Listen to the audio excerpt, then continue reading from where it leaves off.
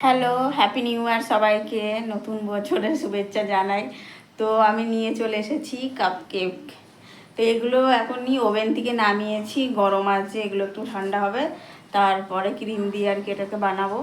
তো নতুন বছরের জন্য হয়তো আমি বানাইনি, যেহেতু তার মানে সেই প্রথম বছরের প্রথম দিনটা সেরকম একটা ভালো যায়নি বলতে গেলে চলে। মানে একটু দুঃখ পেয়েছিলাম রাত 12টার সময় আর কি, শুনি আমাদের পাশের বাড়ি একটা ছেলে আর কি মারা গেছে। তো মানে কি বলবো, খুব দুঃখ লেগেছিলো হঠাৎ, মানে দেখি এখান দিয়ে যায় আসে। তো যাই হোক, তার জন্য কিছু বানায়নি। তার পরের দিন আমরা আবার একটু ঘুরতে গেছিলাম, তো সেই ঘোরার মধ্যে ছিলাম। তারপরের দিনও ঘুরতে গেছিলাম, এই ঘোরার মধ্যে ছিলাম বলে কি তেমনভাবে মানে কিছু বানাতে পারি না। আজকে হলো 3 তারিখ, ফাইনালি আমার কাছে টাইম হয়েছে।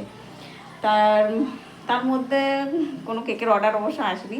যাই হোক, না আসলে না আসবে, কী করার আছে, না লোকের কাছ থেকে টেনে টেনে কেকের অর্ডার নেওয়া যায় না।